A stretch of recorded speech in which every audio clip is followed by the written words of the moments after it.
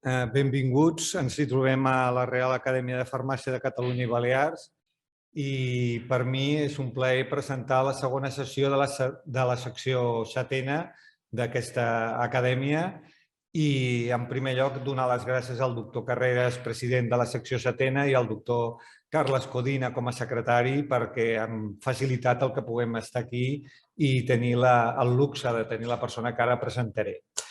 Dir, abans de presentar-lo, que fa una setmana, la sessió es diu què hem après de la Covid-19, us diré que anava a dir una setmana, aquest diumenge estava llegint que 3 tigres de Bengala es van morir a Nebraska, Estats Units, i es feien tot de suposicions de que la gran preocupació, independentment de la vacuna, de que tota aquesta afectació viral del SARS-CoV-2 que fa la malaltia de la Covid-19 podria acantonar-se, a més de les persones, també en els felins, i que podria donar lloc a l'aparició de variants i mutants resistents a les vacunes o que donéssim problemes a les vacunes. Per tant, el problema és molt seriós i molt preocupant.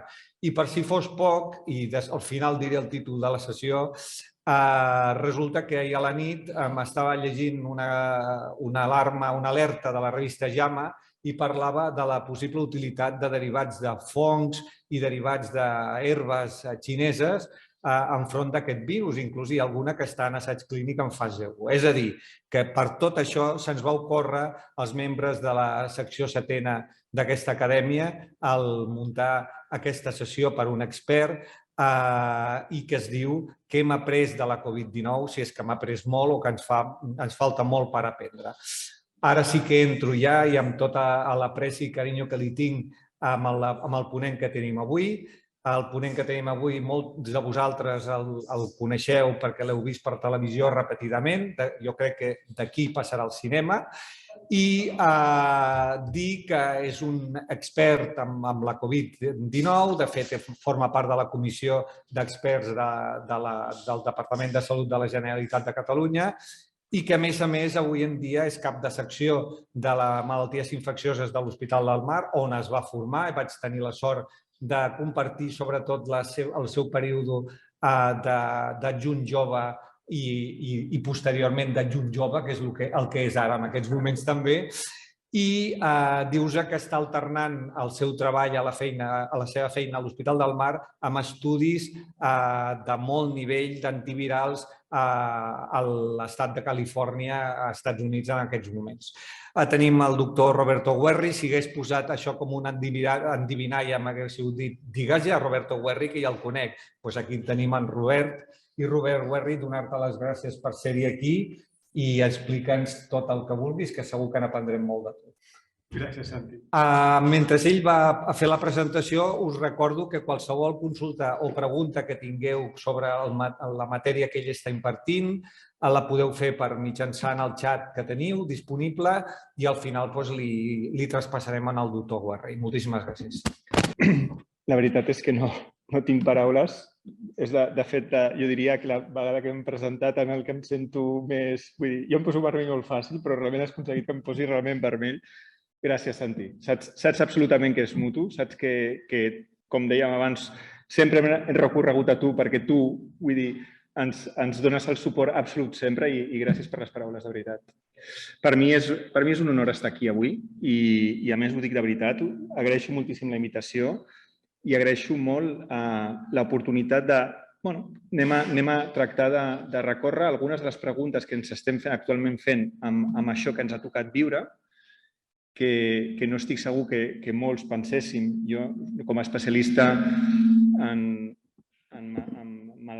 medicina interna i malalties infeccioses, això ho havies llegit als llibres, però pensar en viure una situació com aquesta no ho pensàvem, però estem aprenent dia a dia i realment el que hem après molt, crec, en el que és el tractament i el que és el conjunt d'aquesta infecció, però crec que queda moltíssim per aprendre.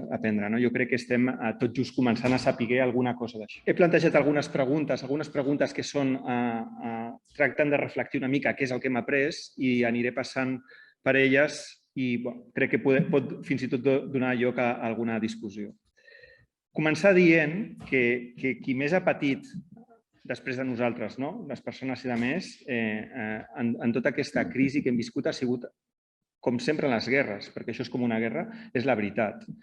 Ha sigut, o hem viscut, una autèntica guerra de fake news, que s'ha vingut a dir, començant, com veieu a la dreta, el que era el president dels Estats Units quan recomanava fer servir llegiu parenteral per tractar o per prevenir la infecció, però no només personatges d'aquesta qualitat, sinó també revistes mèdiques de primer impacte en el que han publicat i han donat per bones notícies o estudis que després s'han demostrat falsos. Per tant, hem viscut realment una situació que jo crec una situació que d'alguna manera ha sacsejat totalment la nostra concepció del que fins i tot és la manera de fer ciència i de com enfrontar-se a això.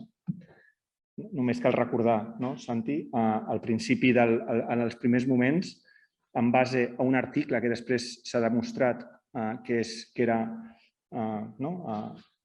lamentable, es va decidir o es va implementar de forma bastant generalitzada l'ús d'hidroxicloroquina i acitromicina com a tractament de primera elecció d'atac a la infecció en base a uns quants pacients amb uns estudis que si després s'analitzaven amb una mica de deteniment tenien, com a mínim, semblava una fake news i sembla que després ho ha demostrat.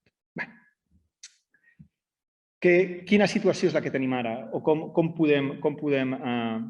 Què és el que hem viscut? Això és una mera descripció del que ha passat. Les diferents onades que hem anat vivint, els diferents períodes epidèmics que hem anat vivint i el que queda per venir. Aquesta és la situació, les últimes dades consolidades de dades Covid.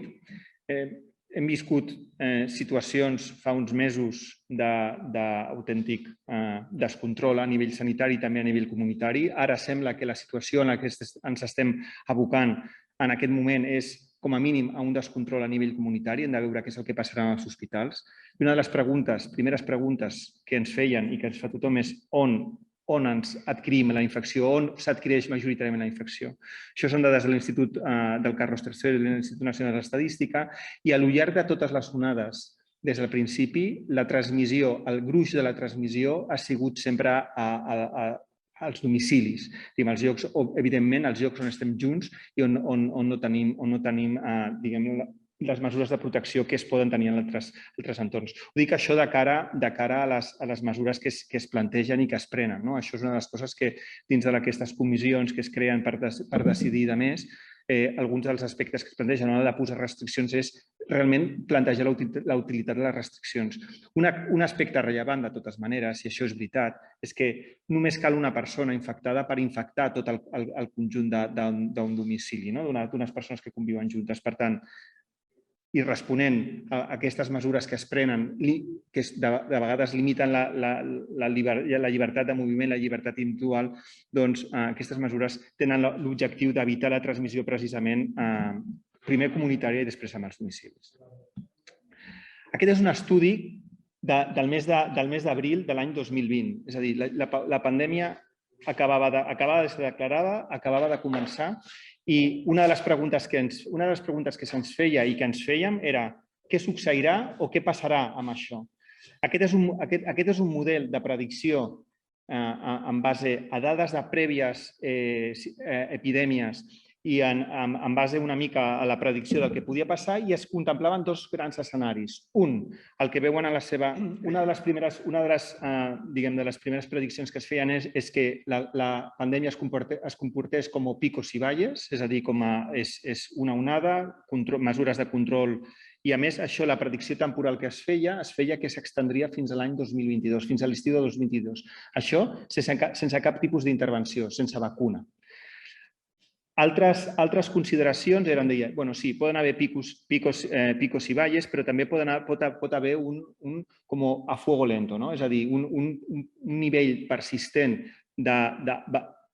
alt de transmissió de la infecció i que això es anés perllongat fins que s'arribés a un grup suficient d'immunitat grupal com per bloquejar la transmissió de la infecció. I això, novament, s'estimava entorn a l'estiu del 2022. Clar, en això hi ha hagut un component que no estava introduït dins del model, que era la irrupció de la vacuna. La vacuna, d'alguna manera, ha canviat parcialment el panorama, però fixeu-vos quina és la distribució que ha anat tenint la pandèmia fins ara i mireu l'eix temporal i no és gaire diferent al que es plantejava. És a dir, que la predicció que s'estava fent i una mica tal com està en el temps, tot i l'arribada de la vacuna, s'està comportant com aquest model preveia ja fa un any i mig. De totes maneres, la situació en concret d'Espanya és una mica especial en comparació dels països al voltant i a les notícies aquests dies ho podem veure. Tenim un 84% de la població adulta vacunada, ara estem ja al 87%, arribant al 90%, i això dona una situació en què la transmissió comunitària i sobretot les formes greus de la infecció sembla que puguin ser menors. De fet, això és un editorial de la revista Lancet en la subrevista de malalties respiratòries en el que d'alguna manera teoritzava sobre la possibilitat que realment Espanya hagués arribat al que s'anomena la mal anomenada immunitat de grup, bé per les infeccions que ja hi havia hagut i la immunitat que hi havia natural i juntat amb el número de població vacunada i que d'alguna manera la transmissió es veiés bloquejada, continuessin havent casos, però no grans bloquejos o grans saturacions hospitalàries. De fet, al final l'editorial acaba dient que we'll see, veurem, no? I ho veurem realment en les properes setmanes, que és el que succeirà. De totes maneres, portem veient coronavirus bastant de temps. Què té de diferent aquest coronavirus respecte als altres i sobretot a altres virus respiratoris? Aquest és un virus, es diu coronavirus, sobretot per la forma que les proteïnes spike de l'espiga que tenen a l'envoltall donen l'aspecte com de corona radiada. És una estructura simple, és un RNA positiu. Això significa que quan es fusiona i entra a nivell cel·lular, entra directament en els mecanismes de traducció proteica i comença a produir proteïnes immediatament. És un virus de replicació ràpida. Es transmet molt fàcilment, molt més fàcilment que altres coronavirus i que altres virus respiratoris com l'adenovirus i els rinovirus. I una de les coses que se'ns preguntava i que volíem saber si podia tenir un perfil estacional o no, la realitat és que no l'hem vist, aquest perfil estacional, i que una de les prediccions que es feien, que a l'estiu semblava que es transmetria pitjor, però aquest últim estiu ha sigut un estiu molt complicat en quant a número d'infeccions noves. Però sí que és veritat que aquest és un primer estudi en el que ja també en el mes d'abril del 2020 s'analitzava el comportament al laboratori del virus en condicions fetes a laboratori en els que simulaven diferents condicions ambientals de temperatura i d'humitat i de radiació ultraviolada. I d'alguna manera, en un medi en el que més aquós, en el que simulava la saliva. Això amb la idea de veure quin era el grau de transmissió o potencial transmissió del virus en diferents condicions ambientals.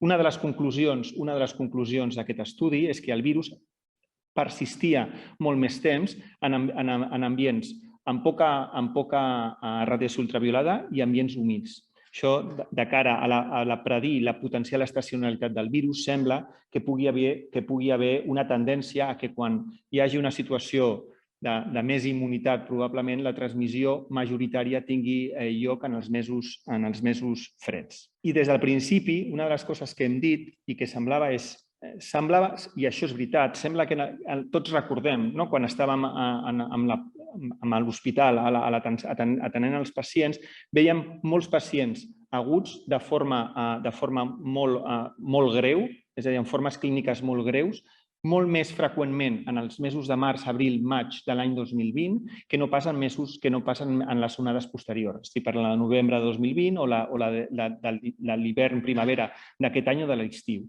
S'han vist casos molt greus, però no de la mateixa intensitat ni de la mateixa gravetat, sobretot a l'inici.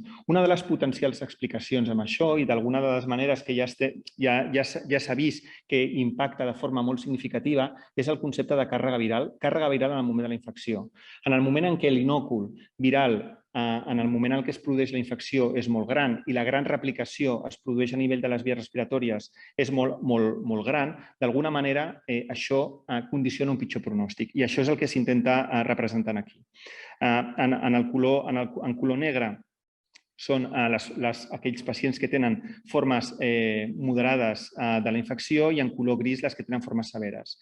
En aquest eix estan representats el número de cicles de la PCR. A més cicles, menys quantitat de virus. Aleshores, fixeu-vos com tant en el moment de l'emissió com en el moment del seguiment, els pacients que tenen formes lleus tenen menys quantitat de virus a la via respiratòria que aquells que tenen formes més greus. Això també està representat en la gràfica aquesta de la dreta, també del mateix estudi, en el que es veia que amb càrregues virals ja és més baixes, és a dir, amb uns CTs més alts, el risc de progressió era a forma greu, és a dir, acabar la UCI a fer un distrés respiratori, era menor.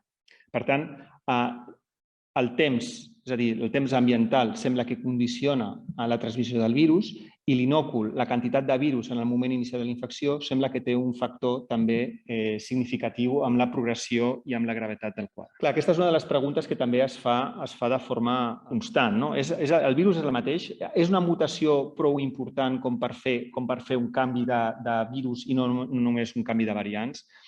Aquest és un treball que es va presentar en un congrés de virologia, però que em sembla molt interessant perquè compara els diferents virus amb els que ja estaven més o menys habituats a treballar. Ja d'entrada, el coronavirus, fixeu-vos que en quant a tamany és significativament menor amb altres virus, això per una banda.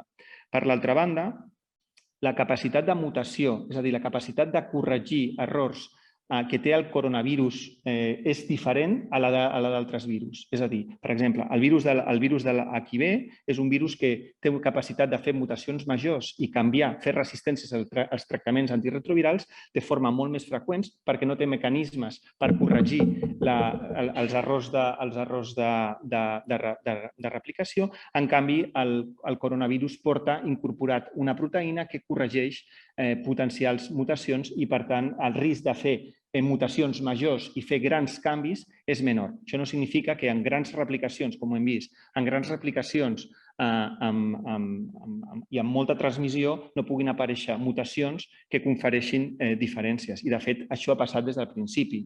El lloc on es produeixen les mutacions que tenen més impacte clínic, bàsicament són a la proteïna spike, la proteïna de la superfície. Això és per dos motius. La primera de totes és perquè la resposta immune majoritàriament, neutralitzant majoritàriament, es forma en contra d'àrees dominis d'unió d'aquesta proteïna. Anticossos formats contra dominis d'unió de la proteïna spike són els anticossos que tenen activitat neutralitzant. Aleshores, canvis en aquesta proteïna spike poden fomentar d'alguna manera canvis en la resposta immunitària per altra banda i també la proteïna spike, aquesta és la proteïna que fa servir el virus per unir-se a l'hoste, en aquest cas a nosaltres. Per tant, canvis d'afinitat en aquest virus poden fer o poden modificar el grau de contagiositat o de potencial infecció del virus. I això, de fet, és el que va passar des del principi. És a dir, la wild type, la soca salvatge, que va venir de Wuhan, va ser substituïda pràcticament immediatament a Europa en els primers mesos amb una mutació amb l'aminoàcid 614 de la proteïna spike, i això ho vam viure probablement al llarg dels primers mesos. Estic parlant dels mesos de març, abril, maig de l'any 2020. I després, i a més això ha sigut ja part de les notícies, hem anat veient com això ha anat probablement per acúmul de petites mutacions, perquè són realment petites mutacions en algunes àrees, ha anat canviat l'afinitat del virus pel receptor i, per tant, augmentant la contagiositat, en alguns casos la gravetat i ara, com veurem, en alguns casos fins i tot també canvis amb la resposta immune. Hem parlat de la primera variant, que és la D614G. La segona variant, que després hem sentit, és la variant de UK, vam sentir la de Brasil, la de Sud-àfrica, que probablement competitivament no estaven tan preparades com la UK, afortunadament no es van arribar a imposar. Després vam viure la variante índia o la variante índia, que a Índia hi havia dos grans variants. Estava la Índia, que és la Delta, que s'ha acabat imposant, i la variante de Bengala, que ambdues tenen algunes característiques especials. Aquesta és la variant índia, com la Delta, com comentava. La Delta té, i això en estudis ja de laboratori, la realitat ens ho ha demostrat. Això són uns estudis que es van publicar en el mes de abril-maig d'aquest any, en el que semblava que venia una nova variant, però no acabàvem de creure'ns-ho, i ja es demostrava, ja es veia que per una banda eren molt més transmissibles. Això són estudis in vitro, en el que hi havia infecció de cèl·lules epitelials per diferents aquestes soques o variants del virus, i es veien que les que eren portadores de la variante Delta, que realment s'ha acabat imposant, que és la 617, eren clarament més transmissibles en el segon dia i hi havia molta més quantitat de virus al segon dia que no pas en aquest cas la 618, que era una variante també a Índia, que és la variante que es va anomenar de Bengala inicialment. I això el que pretén d'alguna manera és avaluar la resposta dels anticossos sintetitzats en resposta a la vacuna contra aquestes diferents variants, i veuen aquí representades l'activitat de neutralització. Quan més baixa sigui, menys capacitat de neutralització tenen. Aquesta és la resposta dels anticossos a la soca salvatge, a les primeres. Veuen que els nivells d'inhibició són superiors que no pas amb la soca amb la variant índia. Per tant, els canvis, aquesta variant fa que es perdi activitat neutralitzant dels anticossos sintetitzats en contra del SARS-CoV-2. I això és el mateix amb la vacuna de BioNTech, els anticossos sintetitzats amb la vacuna BioNTech i amb la vacuna de Moderna. Sembla que hi ha també, en comparació amb la soca salvatge, sembla que hi ha una disminució discreta, probablement no suficient per fer els anticossos inoperants, però sí una certa disminució de l'activitat neutralitzant dels anticossos enfront a la resposta de Pfizer, BioNTech i de Moderna. I això és molt breu perquè és una nota de premsa de la UK, de l'Agència de Salut Pública de UK, una mica per la variant Delta Plus, que l'han qualificat de moment una variant of concern, però que veurem aviam com evoluciona en les properes setmanes. El que és cert és que aquesta Delta Plus, que semblava que podia ser desplaçar a la Delta, diguem que és la que estava majoritàriament circulant, sembla que no és tan competitiva des d'un punt de vista de transmissió com la Delta, i per tant el risc de desplaçar, com hem anat veient en les diferents soques variants, sembla que pugui ser una mica menor. Des del principi, això és un virus respiratori, però el Santi ho ha comentat ja abans, no només és un virus respiratori. Des d'un punt de vista mecanístic, el virus interacciona amb un receptor present majoritàriament en cèl·lules epitelials, però a cèl·lules epitelials de tot arreu. Es produeix l'entrada del virus en l'interior de la cèl·lula epitelial. El que produeix el virus en aquest nivell són dues coses. Per una banda és la piropoptosi, la destrucció d'aquesta cèl·lula. Per altra banda és la inhibició de mecanismes de la resposta immune innata, sobretot bloquejant la síntesi d'interferon com a senyal d'alarma. Això permet que el virus repliqui en gran quantitat en els primers moments de la infecció.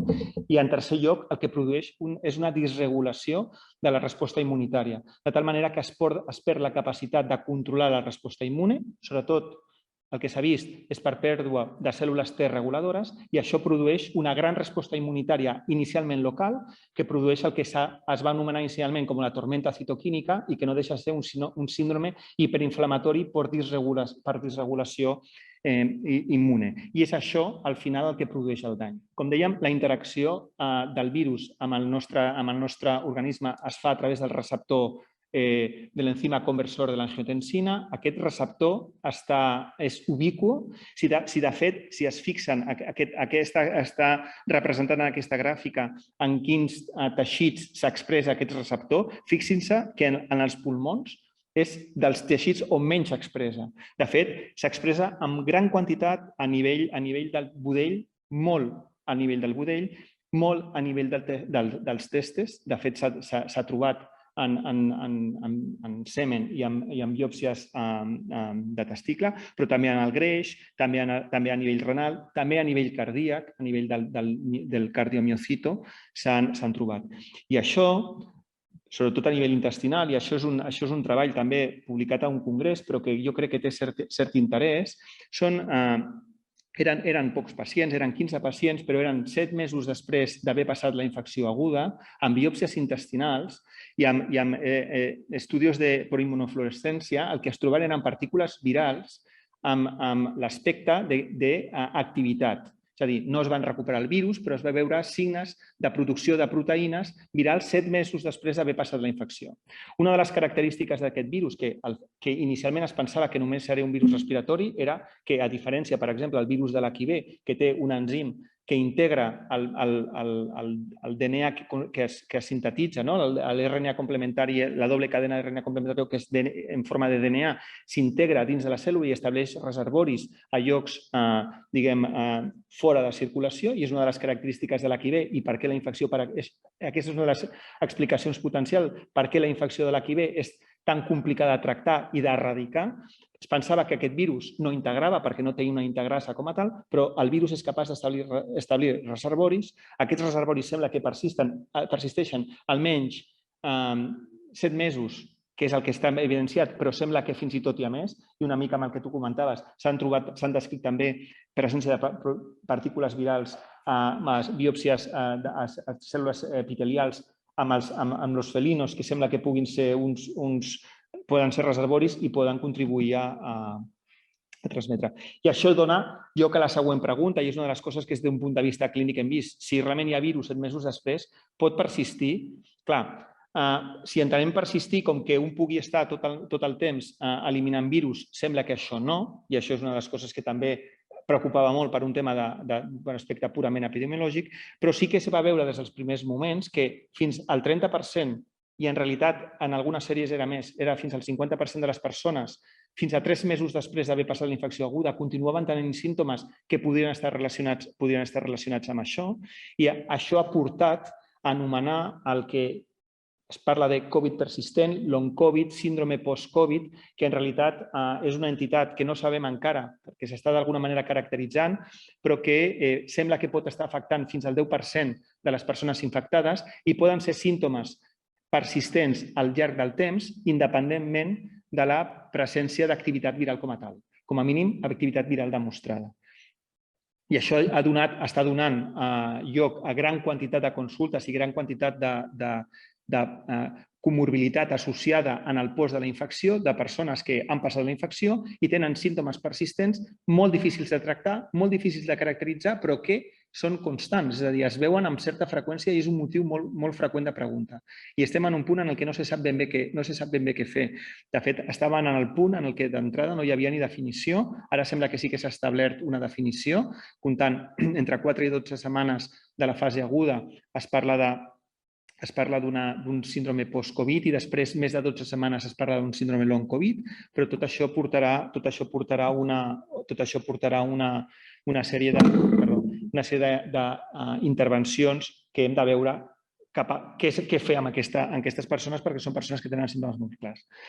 A notificar de totes maneres o a diferenciar que no és el mateix el long Covid o el Covid persistent potencialment explicat per la persistència en algun reservori del virus o els canvis inflamatoris o autoimmunitaris que ha generat el virus de forma diguem, amb l'inducte de les seqüeles derivades de la infecció.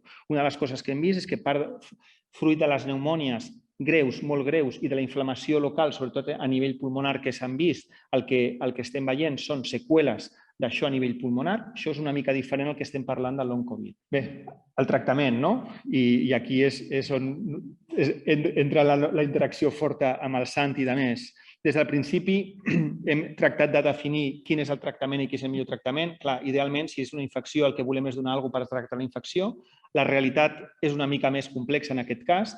Nosaltres, aquest virus, com hem vist, té una primera fase, que és una fase de replicació viral molt activa, en què el propi virus és capaç d'inhibir la resposta immunitària i aprofita per créixer. Aquest moment és entre el moment de la infecció i més o menys el dia 7-10 des del moment que ha començat la infecció. A partir d'allà estem en un altre escenari. Ja no és la replicació viral la que està produint ni els símptomes ni el dany, o no és tot la replicació viral, sinó que és part d'aquesta disregulació immunitària, aquesta estat inflamatori del que parlàvem.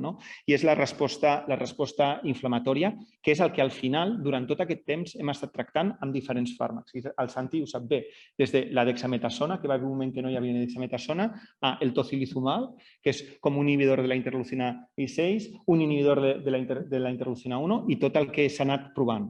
De fet, s'han provat moltes coses, és a dir, des de la hidroxicloroquina con la citromicina que parlàvem al principi, amb la idea potencial de la hidroxicloroquina, potencialment es pensava que intervenia a nivell primer, bloquejant la replicació viral, sembla que ja no actuava, i la segona hipòtesi semblava que hi havia a nivell endosomal, sobretot per establiment de canals de zinc i potenciar l'activitat antiviral del zinc en l'interior de l'endosoma. Això també es va demostrar. De fet, un estudi de laboratori vam publicar nosaltres no vam demostrar o no es va evidenciar aquesta acció viricida potenciada de la hidroxicloroquina en conjunció amb el zinc i sembla que la hidroxicloroquina ha quedat totalment fora d'ús. Com que el virus és capaç d'inhibir en les primeres fases la resposta innata mediada per interferon, una de les primeres coses que es van fer i que es van decidir, també el Santi se'n recordarà, era s'administrava interferon amb els pacients i administraven interferon beta, que també en diferents estudis s'ha vist que no aportava cap tipus de benefici. Vam fins i tot fer tractaments amb inhibidors de la proteasa que es fan servir en el tractament antirretroviral contra el front a l'HIV, l'opinavir, ritonavir, també amb la idea que semblava que això podia tenir algun tipus d'acció sobre les proteases virals, perquè el coronavirus, quan fabrica la proteïna, el que fa és una gran proteïna i després necessita una proteasa per tallar, per fer les proteïnes, diguem que seran funcionals. Pensaven que inhibint l'acció de la proteasa per afinitats amb l'opinavir i ritonavir i es va veure que tampoc tenia cap tipus de benefici. Per tant, en la realitat ens hem anat quedant sense tractaments durant tot aquest temps. Dels que han quedat i dels que estem fent servir més o menys, vam fer servir bastant d'una temporada, després per un temes varios es va deixar o es fan servir menys, és el remdesivir, que és un inhibidor de la maquinària, és un antiviral com a tal, per tant, en els estudis ha demostrat eficàcia més gran en els primers dies de la infecció, no quan està la resposta inflamatòria establerta. Venen altres antivirals, això hauran sentit, hauran vist, el molnupiravir, que és l'antiviral oral de Merck, que la utilitat serà en persones que no tinguin requeriment d'oxigen perquè bloqueja la replicació viral en les fases molt inicials i sembla que impedeix o disminueix el risc de progressió a formes més greus. Després hi ha altres antivirals que van també potenciats que estan per venir. I després hi ha un gran grup que són els anticuerpos monoclonales i que, de fet, han començat a tenir o sembla que podran tenir el seu lloc, que bàsicament el que faran serà actuar en aquest nivell. Són anticossos monoclonals específics en contra d'àrees concretes de la proteïna spike, que és la que s'uneix amb el receptor. Per tant, bloquejant la proteïna aquesta, la proteïna no pot interaccionar amb el receptor i es bloqueja la infecció, la transmissió del virus. S'han provat en diferents contexts i venen ja fàrmacs que s'estan aprovant i que estaran disponibles pròximament. Aquesta és una primera combinació, en aquest cas és una combinació, que és el casirivimab i indevimab, que és una combinació de dos anticossos monoclonals antiproteïna spike, que el que fan és blocar la proteïna i evitar o la progressió, és a dir, que el virus repliqui perquè no pugui infectar cèl·lules, o fins i tot, com en aquest estudi d'aquí, era un estudi en el que tractava de demostrar en un entorn familiar en el que hi ha hagut una persona infectada, administrar el tractament a les persones que han tingut un contacte de risc i el que es veia era que efectivament es disminuïa de forma molt significativa les infeccions globals, un 50%, i que de fet la simptomàtica es reduïa en el 100%, en un estudi de més de 1.000 pacients. A sobre, aquesta combinació, que és una combinació que s'administra subcutània, permetia també disminuir el temps que la persona infectada, en el cas que ho hagués sigut, transmetia la infecció. Altres tractaments, també antiproteïna spike, en aquest cas d'administració endovenosa, com la combinació també del bemlanivimab i l'etesivimab. Comentar-vos que la combinació anterior és la combinació que se li va administrar a Donald Trump en el moment en el que va fer el virus al novembre o a l'octubre de l'any 2020. Sembla que a ell li va anar bé. De fet, aquesta, com sabreu, està aprovada ja i estarà disponible pròximament. Aquesta és una combinació també de dos anticossos antiproteïna anti-spike, que el que han demostrat en un estudi de fase 3 és que d'alguna manera disminueixen molt el risc d'events greus com és mortalitat, disminueixen molt el temps que el virus està present i disminueixen la progressió a formes greus de la infecció. I una mica per acabar la situació i la revisió, anem a les vacunes. La vacuna és la protecció, com ens protegim. Volia fer una mica hem parlat de la immunitat de grup i realment és complicat adquirir la immunitat de grup per diversos motius. La primera de totes és que inicialment, si ens en recordem, quan ens parlaven de la quantitat de població que havia d'estar vacunada per el que deien els polítics, la immunitat de rebaño, que es deia així, que hemos aconseguido la immunitat de rebaño, parlaven del 60%. D'on sortia aquest 60%? La fórmula per estimar la immunitat de grup ve donada per la R0, és a dir, la capacitat de transmissió del virus d'un individu, d'un infectat, al número d'infectats que pot generar. Clar, en funció de les diferents variants que hem anat trobant i de la situació epidemiològica, aquesta R0 ha anat variant. El virus, que d'entrada tenia una R0 que s'estimava de 2,5, la wild type, resulta que això obligava d'alguna manera a aconseguir una immunització del 60% per blocar la transmissió del virus. Resulta que quan han aparegut les variants posteriors, sobretot la Delta, això ha canviat. La Delta s'estima que té una R0 en situació wild type, vull dir, en situació salvatge, que pot estar en torn a 5. Això fa que la necessitat d'immunitat la immunitat de grup sigui per sobre del 80% o inclús més. Sobre, s'ha d'afegir que les vacunes com a tal no són esterilitzants, en general no ho són, però aquesta en concret no és esterilitzant sobre la via respiratòria. Per tant, poden haver persones vacunades portadores asimptomàtiques del virus, pocs dies, però amb capacitat de transmissió, i això fa que encara sigui més complicat el tallar la transmissió també amb la vacuna, que és una de les coses que hem anat veient i aprenent sobre la marxa. De les diferents vacunes que disposem, n'hi ha diverses. Nosaltres tenim disponibles 4, però n'hi ha moltes més.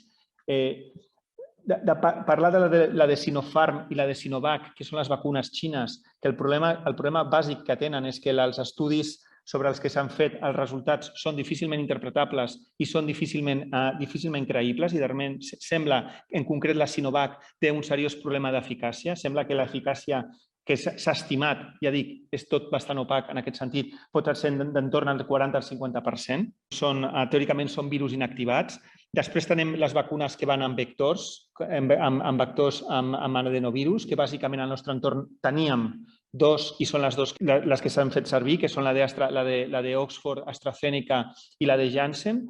Hi ha una tercera que mai ha arribat a tenir el lloc que probablement mereixia, que és la Sputnik, que parlant amb un viròleg amb el que tenim bastanta relació, deia que probablement sigui la millor de totes. El problema és que ni els resultats que han publicat semblaven gaire creïbles, ni han tingut seriosos problemes de manufacturació, i al final ha quedat tot una mica una mica enfosquit, però la realitat és que, a diferència, per exemple, la vacuna de la Sputnik en comparació amb l'AstraZeneca, si us fixeu, l'AstraZeneca fa servir el mateix vector per la dosi inicial i pel boost, per la segona dosi.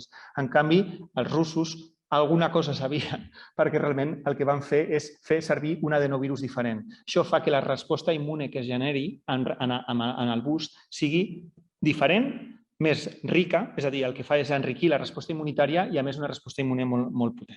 Després tenim la vacuna que inicialment es va vendre com que seria l'única, que seria de dosis única, que després la realitat ha demostrat que potser es quedava curta. I després ha estat la gran revolució de la vacuna en aquests últims any i mig, que han sigut les vacunes mRNA, en les que bàsicament són vacunes que tenen com a gran característica la versatilitat, i això en persones que estan treballant en desenvolupament de vacunes també de mRNA és el que diuen. Bàsicament, necessites una seqüència d'RNA missatger, el que vulguis, posar-ho en una càpsula lipídica i això és el que s'administra. Això permet que si realment hi ha una mutació major del virus i apareix un virus diferent i ets capaç d'identificar la RBD, la zona que genera els anticossos neutralitzants, i ets capaç de seqüenciar-la i posar-la dins de la partícula, tens la vacuna sintetitzada. Per tant, és la versatilitat a l'hora d'adaptar-se als canvis del propi virus i, a part, és l'eficàcia que proporciona. Aquest és un estudi molt recent, però que sembla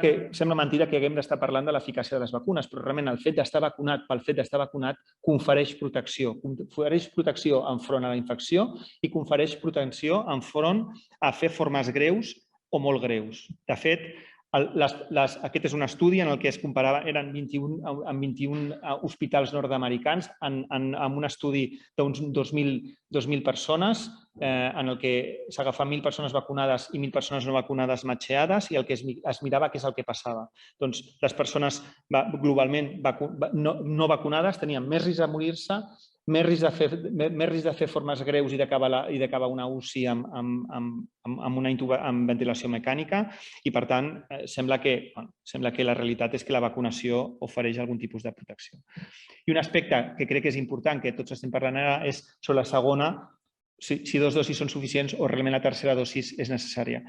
Ja des dels primers moments semblava que tant Pfizer com Moderna, que estaven molt interessats perquè a sobre hi ha un transfons econòmic a darrere, ja estaven parlant que potser serien necessàries més dosis.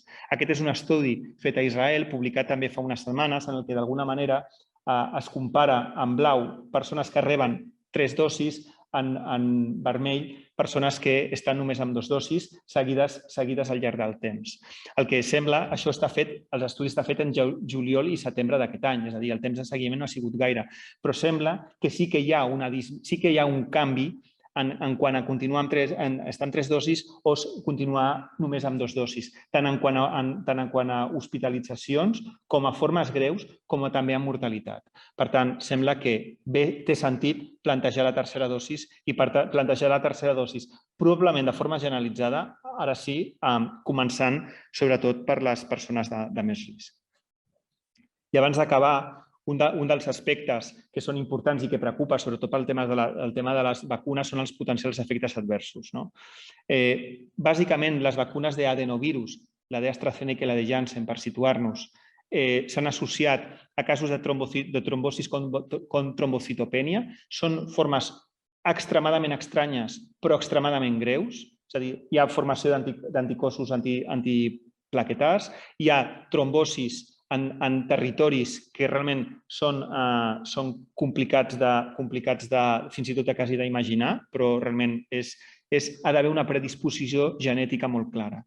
I les vacunes mRNA, l'associació de l'efecte advers que s'ha vist amb el que és la fase 4 són les miopericarditis o les pericarditis. En quant a les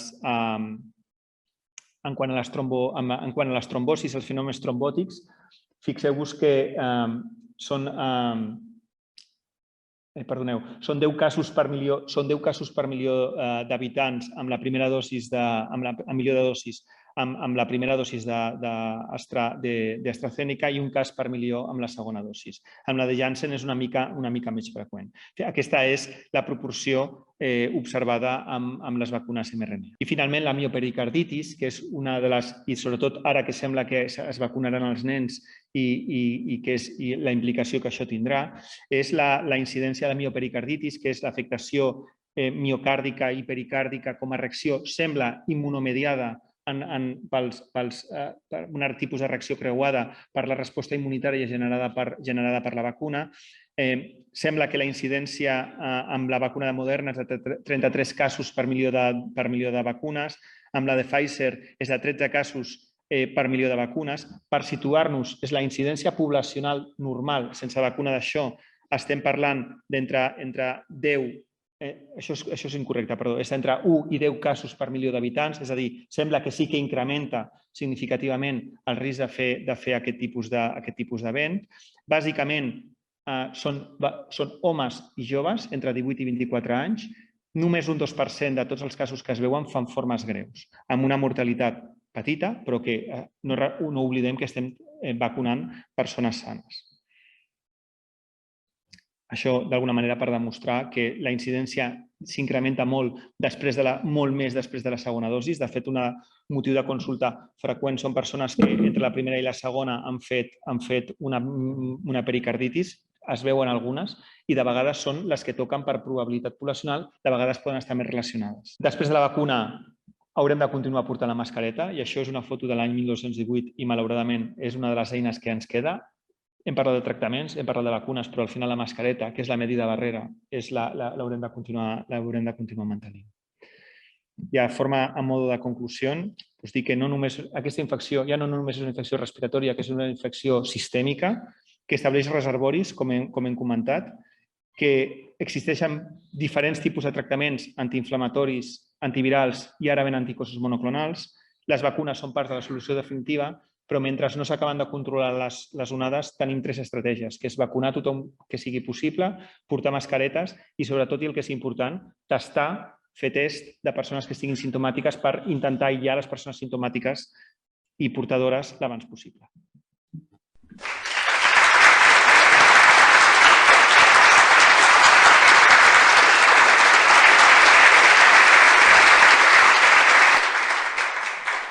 Moltíssimes gràcies, Robert. Tenim una pregunta que hi ha aquí en el xat, que consta que no l'he llegit. No sé si només et saluda o et fa una pregunta, però posa felicidades por la presentación, excelente elección de la patogenia de la COVID. ¿Por qué las formas más graves afectan de forma predominante a pacientes con hipertensión y obesidad? Sí, esta es una... De hecho... La parte fácil es con respecto a la obesidad. La obesidad ya en otras gripes, en otras infecciones respiratorias, por ejemplo, la gripe A del año 2009, ya las personas con obesidad ya tienen mayor tendencia por cambios a nivel de la complianza pulmonar, cambios a nivel de la circulación pulmonar en hacer distrés respiratorio. De hecho, lo que nosotros vemos, fisiopatológicamente lo que se ve en la respuesta a la infección por SARS-CoV-2 es un distrés respiratorio, es decir, es una inflamación tisular a nivel pulmonar por cambios de permeabilidad y por cambios de circulación. Y esto las personas con obesidad ya se sabía o ya se sabe que lo tienen. Son cambios a nivel de la microcirculación y son cambios probablemente también mediados por algunos cambios inflamatorios. El tejido adiposo es un tejido que tiende a contribuir de forma importante a ser fuente de inflamación, ¿no? de citocinas inflamatorias. Esto por un lado. Respecto a los hipertensos, aquí ha habido diferentes teorías y ha habido diferentes historias. Se sabe que los hipertensos tienen, sobre todo en algunos tejidos epiteliales, mayor cantidad de receptores AC2. Y parece que esto es disponibilidad del virus para acceder a infectar. Y parece que esto puede ser una de las potenciales explicaciones. De hecho, hubo estudios al principio en el que se hablaba de los receptores, ¿no? De los bloqueantes de los receptores o de los inhibidores de la ECA, bueno, como potencial factor de riesgo, y después se vio que era lo contrario. Por tanto, parece que probablemente vaya mediado por aquí.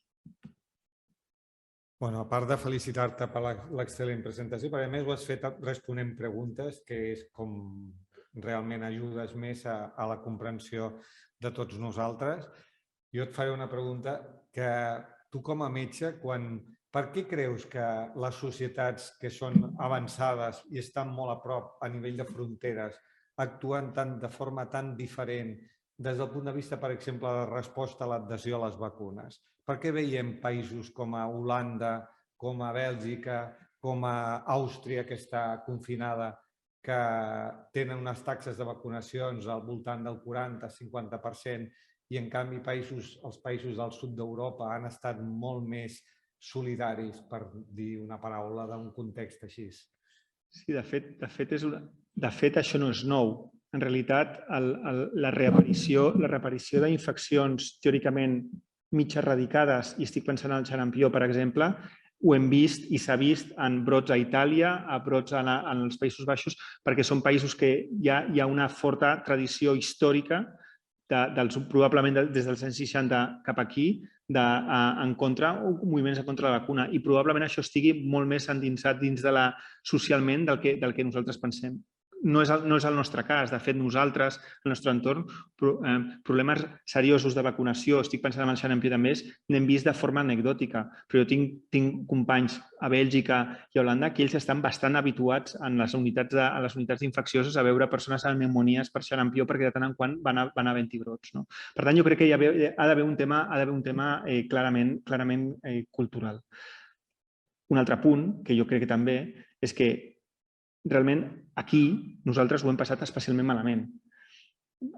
És a dir, parlant amb gent d'altres... Itàlia és un cas a part. Itàlia, i de fet, Itàlia té una taxa de vacunació que no és dolenta, però els països del nord d'Europa no ho han passat des d'un punt de vista global tan malament com ho hem passat nosaltres.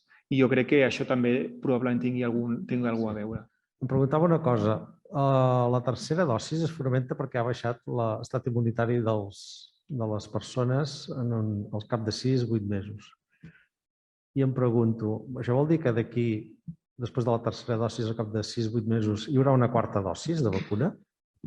De fet, és la pregunta que ens feia tothom. Jo crec que la tercera dosi en aquest moment està justificada per dos grans motius. La tercera dosi està molt clarament justificada amb el grup de persones on clarament s'ha vist que disminueix a partir dels 6 mesos la immunitat de forma clara, que és a partir dels 65 anys. Homes i més de 65 anys. És el grup, diguem, teòricament sobre els, a banda d'immunoprimits, el grup de més risc. Això, en un entorn, si es produeix aquesta disminució en un entorn en què el virus continua circulant, hi ha un risc. De totes maneres, les gràfiques aquelles de la segona i tercera dosis que comparen estan magnificades. És a dir, l'increment que es produeix és un increment relatiu. No significa que a partir dels 6 mesos, 7 mesos, desaparegui l'efecte de la vacuna, sinó que l'efecte de protecció, diguem, l'eficàcia disminueix parcialment. Resta per saber què passarà amb la tercera dosis en quant a resposta del sistema immunitari. És a dir, perquè en el fons això és generar resposta immune, anar generant cèl·lules memòria i veure fins a quin punt són capaços d'estimular aquestes cèl·lules memòria perquè realment siguin memòria i perdurin en el temps. Potser 2 dosis no és el mateix que 3 i la resposta immune generada amb 3 dosis és capaç d'induir, perquè és una resposta geomètrica, induir més resposta immunitària, més resposta memòria i que potser amb 3 sigui suficient per mantenir uns nivells adequats. Això ho haurem de veure amb el temps.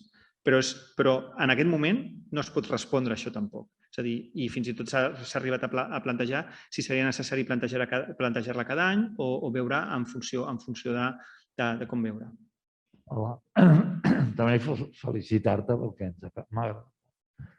La meva pregunta anava, sobretot ara que hi ha tant de mainada que surt positiva, i que són asimptomàtics o que tenen uns símptomes molt similars a un refredat lleuger.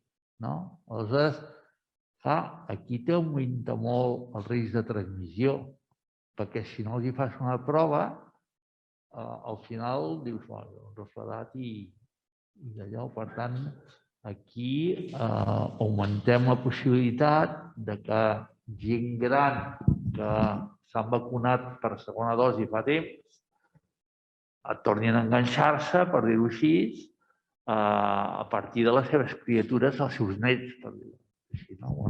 De fet, és la gran preocupació.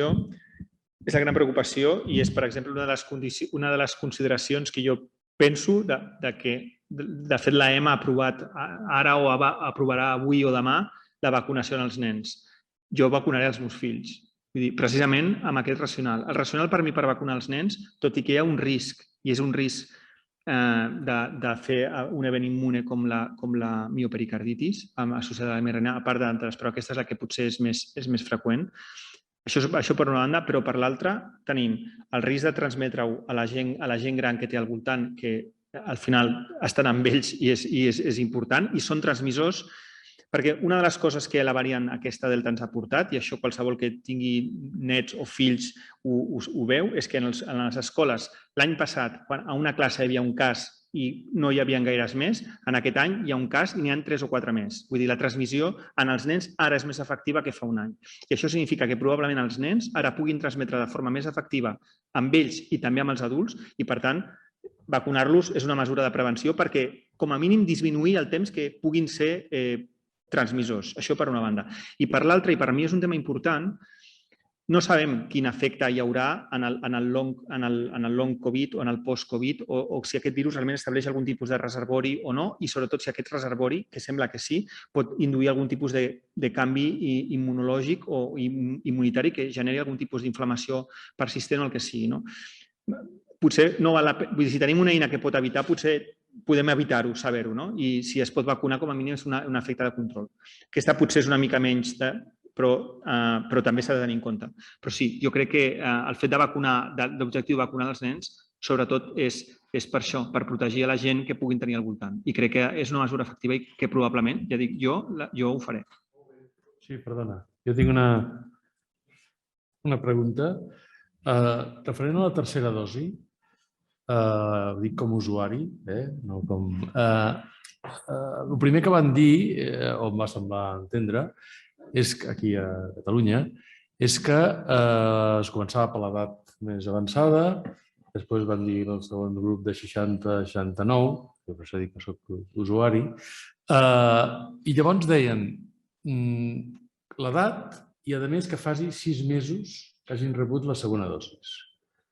I avui m'ha semblat sentir una roda de premsa del Departament de Salut dient que si és la segona dosi o les dosis inicials eren d'AstraZeneca eren 3 mesos i si eren de Moderna o de Pfizer eren 6 mesos. Doncs què és? Perquè el nivell d'immunitat de l'AstraZeneca és inferior a les altres dues o per què és aquest criteri? Una de les coses que...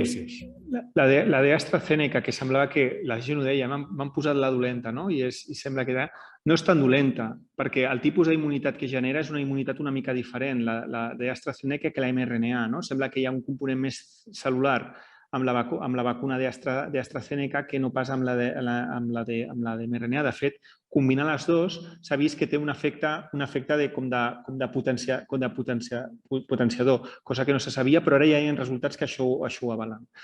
Respecte al temps, això de fet va ser un motiu de discussió l'altre dia. No està tan clar i són decisions arbitràries. La idea del que probablement s'ha retallat en el temps la d'AstraZeneca és un tema, com bé diu, d'eficàcia teòrica amb els estudis inicials, que es parlava que deien que AstraZeneca té una eficàcia al 75-80% i que sembla que al posar una dosi de record amb una mRNA, sembla que això s'incrementa de forma molt significativa i molt clara. Per tant, l'explicació és aquesta. I el dels 6 mesos després de la dosi de més és un tema arbitrari. Estrictament, bàsicament s'ha agafat el punt de tall dels 6 mesos perquè a l'estudi de New England es parla que en 6 mesos sembla que comença a disminuir l'eficàcia, però no hi ha... És una resposta semblant al que es comentava i això sí que hi ha evidència quan un ha passat la infecció, quant de temps després s'ha de vacunar. Aleshores, què es deia? Més enllà d'un mes, és a dir, per deixar un mes per el temps de convalescència de més, 6 mesos es deia inicialment, després es va dir 3 perquè es va veure que a partir dels 3 el pic era un pic semblant entre 3 i 6 mesos. Per tant, ja dic, crec que és arbitrari. Sí. No, en primer lloc, moltes felicitats i gràcies per l'explicació tan clara. Una mica ja s'ha anat parlant aquí, però jo el que em pregunto és de cara al futur, tinguent en compte les implicacions econòmiques, polítiques, perquè aquí hi ha una sèrie de conflictes d'interessos. D'una part, els científics i la classe mèdica ens diuen unes coses, els polítics en fan unes altres, l'economia va per un altre cantó. Donada la situació actual, que ara sembla que hi ha un repunte d'infeccions, donada la situació en la que estem de les terceres dosis, de tot el que tu ens has explicat, pots prediure, ja sé que és difícil, si amb tot això tornarem o hi ha un risc de tornar a la situació inicial de la infecció que vam patir o que es torni a donar aquella situació inicial realment amb tot el que estem fent és baix aquest risc o depèn una mica del que facin les decisions que prenguin els polítics i les autoritats econòmiques, etc. Com ho veus, això? El dels polítics millor no parlar en general, perquè és una de les coses que t'has de mussar la llengua i no parlar directament, perquè realment si s'hagués de parlar de la gestió política a tots els nivells i a totes les administracions, vull dir, ha sigut absolutament catastròfica des del principi fins al final i no hi ha història. Vull dir, és malauradament perquè hi ha justificació probablement que ens ha agafat per sorpresa, això ningú no ho esperava i la situació ha sigut la que ha sigut, però un cop dit això, realment el que ha vingut després ha sigut sempre una mica que la impressió de tots és que sempre anàvem per darrere, sempre. Respecte a tornar a la situació inicial, home, si hagués estat jo és que em baixo, jo no vull, és difícil, vull dir, la situació inicial, no es pot dir sí o no, nunca o sempre, però jo diria que no. Jo diria que no, bàsicament perquè realment el que es va viure en aquell moment, des d'un punt de vista a tots els nivells, però ara parlant ja clínicament, era una situació de guerra. Era una situació de guerra que probablement el que mostrava eren sistemes immunes responent de forma totalment aberrant a una infecció. Aquesta infecció, perquè una infecció nova que mai havia estat, realment això ja no tornarà a passar. De fet, això, corregi'm si m'equivoco, però amb la grip, per exemple, amb la grip A, de fet, hi havia memòria adquirida de gent que havia passat, que havia nascut en el 53, que recordeu així, que tenia memòria de perquè aquella grip s'assemblava a la grip del 2009. És a dir, que ja comença a haver un cert grau de memòria, dic, ambiental, si podem dir la paraula, i jo crec que arribar a aquell punt jo crec que és molt complicat. Clar, fer la predicció del que passarà d'ara en endavant, i de fet és una de les discussions que estem entre tots, a nivell hospitalari, què és el que ens espera. Clar, si el que preteníem era que amb la vacuna, que ho preteníem realment, és que això desaparegués i que ja està, ja hem acabat, tornem, això ja assumim que la realitat és que no és així. De fet, ja ho estem veient, a nivell comunitari ara hi ha una incidència que va augmentant i això ja ho estem veient a nivell hospitalari. Vull dir, ja de fet, tenim 10 pacients ingressats avui a la planta i 7 a la UCI. Vull dir, i ara estem ja, això, ja són 17 pacients, però és que demà seran 20 i demà passat seran 23 perquè estem a 2-3 pacients diaris i això probablement s'allargarà els propers 10, 15, 20 dies. Per tant, i més o menys quan un pacient ingressa fins que pot marxar d'alta, per regla general, són entre 10 i 12 dies. Per tant, són 10 i 12 dies de pujada dels nivells hospitalaris i la cosa es manté igual. Això significa que en 10-12 dies tindrem en un hospital com el nostre 50-60 pacients ingressats i això ja és tothom nerviós. Però des d'un punt de vista social, real, el que vam viure fa 2 anys o fa any i mig no té res a veure amb això. I jo crec que això no es tornarà a veure. El que jo crec que hem de viure ara és començar a conviure amb aquesta realitat, que és que hi hagi pics, com passa cada any amb la grip, que sembla que ens oblidem, però la grip dona guàrdies terribles des d'un punt de vista de feina, dona situacions de saturació hospitalària terribles. El que passa és que com ja ho tenim integrat, doncs ja ho assumim. De fet, hi ha PIUs, un programa de suport sanitari als hiverns per la grip. Vull dir, això hi ha obren llits a hospitals que no se sap ben bé el què i vull dir, això ja cada passa. Doncs s'haurà d'adaptar això amb el Covid, que és el que ens toca viure ara. El Covid està evolucionant i ho fa, perquè a més fins i tot amb els pacients que tractes en el dia a dia està evolucionant amb una grip greu, però una grip greu, no l'anterior, que era una cosa completament diferent. Robert, teniu alguna pregunta més? I tant, quan vulguis. Em sentiu? Bé. Rosa Ince era la meva professora de física i química a segon i a tercer de BUP. I per mi és... Per mi és un orgull un honor. haver-te tingut com a alumne. Ara ja soc l'alumne i estic orgullosíssima de tota l'explicació que has fet. Haig de dir que algunes coses no les he entès perquè no és el meu camp, evidentment, però realment és una joia haver-te tingut com a alumne. Jo et voldria preguntar una pregunta així de persona del carrer, perquè estic molt vinculada a la farmàcia, he treballat en la indústria farmacèutica, però no és el meu camp. Què li diries a una persona del carrer, de carrera, no em poso en qualsevol nivell educatiu, una persona que té carrera que diu que no es vol vacunar? Perquè jo crec que aquí hi ha un problema social, un problema de solidaritat, un problema, no sé, de pensar en els altres. Vull dir, és que no ets tu mateix el que pot decidir. La teva decisió personal pot afectar la comunitat. I això és el que està passant en realitat en aquests països com Àustria i això, no? Aleshores, fins a quin punt el govern pot permetre que la vacunació sigui lliure, que no hi hagi obligació de... Què n'opines tu d'aquesta situació? Llavors que me'n vaig cap a l'àmbit social, però quina és la teva opinió personal com a Roberto i com a doctor Guerri? Gràcies. La veritat és que, de fet, aquesta és la gran qüestió del que està passant. De les persones que no es volen vacunar hi ha com 3 grans grups.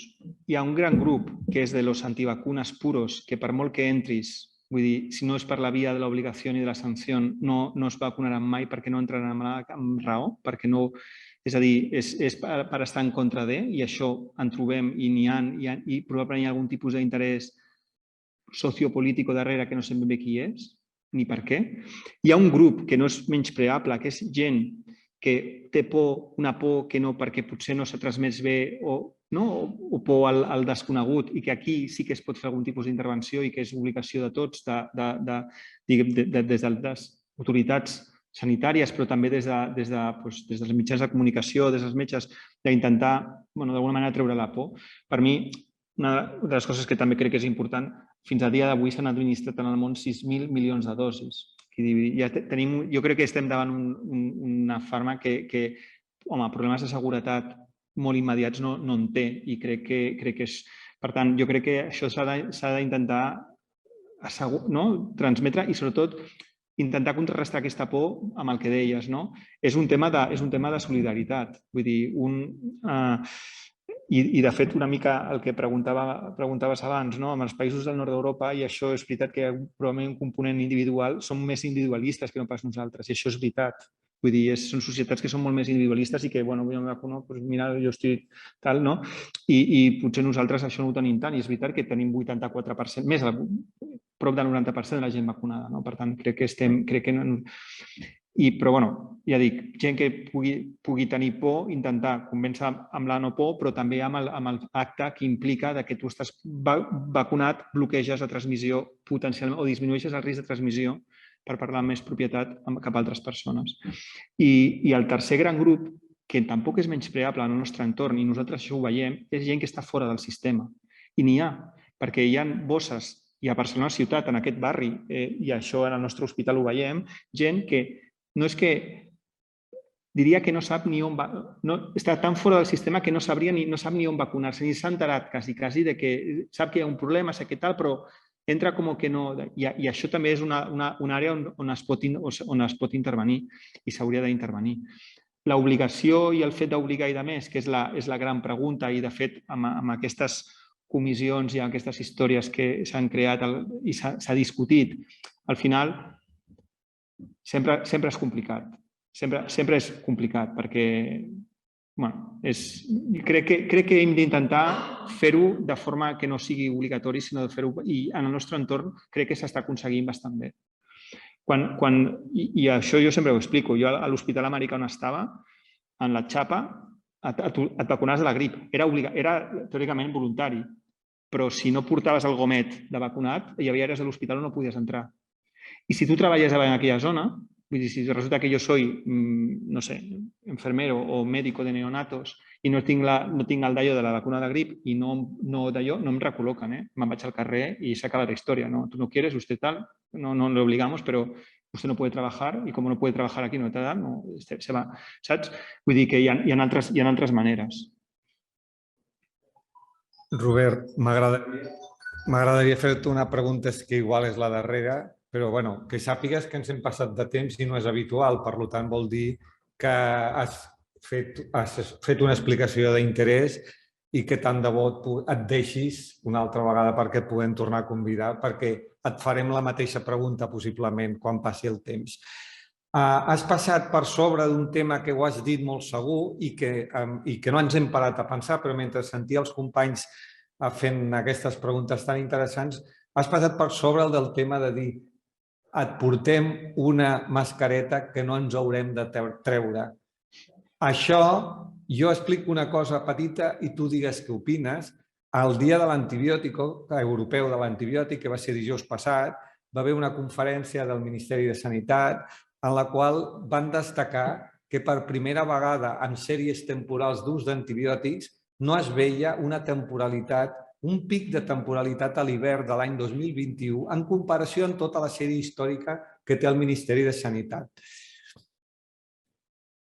Per tant, què n'opines tu d'això? Jo crec que clarament és útil. És evident que és útil. Vull dir, els virus respiratoris que tenen una estacionalitat molt clara, un medi barrera com és la mascareta, com a mínim disminueix la transmissió i això ho sabem. Per tant, és un mitjà útil. Ara, que estiguem disposats o que puguem mantenir-lo amb el temps, molt de temps i de més, no estic segur, perquè és veritat que cansa, no? Nosaltres allà a l'hospital, que el portem tot el dia, arriba un moment que és que necessites treure-te-la, no? Perquè aleshores és possible que clarament ara, durant aquest temps sí, més enllà, un cop això realment ja passi, ja veurem si es podrà mantenir. Jo sempre poso, per mi, quan vaig estar al Japó, una de les coses que m'ha cridat l'atenció era això, veure en el metro gent amb la mascareta i preguntant és que socialment està molt malament vist que tu vagis a un lloc així i estiguis estossegant o estiguis estornudant perquè estàs d'allò, t'has de posar la mascareta, si estàs refredat i tal. Ells ho fan només amb símptomes, però potser arribarem a algun tipus de convenció d'aquestes, no ho sé. També us dic que vaig estar a l'Europeu de Sida l'última setmana d'octubre a Londres i vaig pujar al metro i tal quan vaig pujar, a la següent parada em vaig baixar i vaig anar a un Uber tots els dies, perquè en el metro ningú no em portava i jo que anava amb la mascareta em van mirar i em van mirar malament. Malament de, hòstia, saps? I de fet ja dic, s'ha acabat, només metro. Però que la gent en general, tothom té ganes de treure's la mascareta. T'ho agraïm, si no teniu res a dir més, no veiem cap d'allò. T'agraïm moltíssim la teva xerrada, ha estat, la veritat, que molt aclaridora i donar-te les gràcies de nou. I que estàs convidat sempre que ens deixin el nostre president de la secció setena ens ho permeti, intentarem que vinguis una altra vegada. Gràcies, Robert. Gràcies, Santi. Gràcies a tots. Moltes gràcies.